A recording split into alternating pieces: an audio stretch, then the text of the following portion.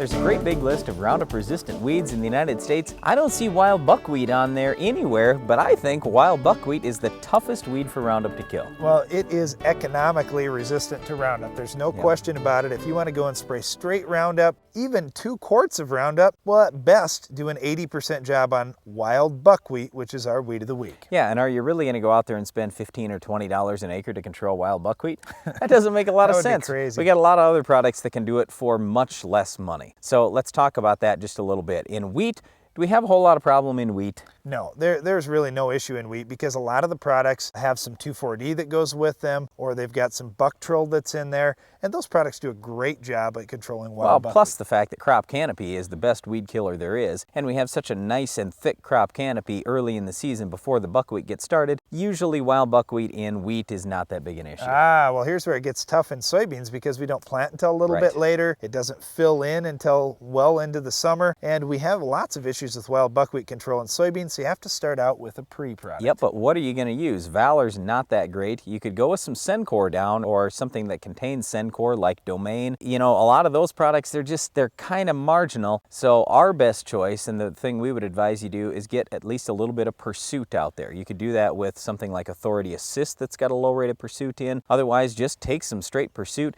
use like a half rate and put it out there early. That should hold back the buckwheat pretty well. Okay, in corn, we have lots of issues with wild buckwheat as well, especially when we're in a little bit wider rows. We've got more room for sunlight to get down there, and so you've got to start out with a pre-product, but there's nothing that's lights out pre for wild buckwheat Balance control. Pro is not that good, or Balance Flex not that good. You can, again, do some Sencor early on. It's okay. The nice thing in corn, we got a lot of good post-emerge options. You could throw a little Status, Distinct, Banvel, Clarity in with your Roundup, and you would do a pretty good job. Buctril's not too bad a product too. So yeah, if you get a little bit later on, that's one that works. But Callisto and Lotus, just not very good. That's one of the weaknesses of those products, so stay away from them. Yep, once again, our weed of the week is wild buckwheat. It's not resistant to Roundup, but it is one of the tougher ones for Roundup to kill. That's it for our weed of the week, but there's more Ag PhD to come after this.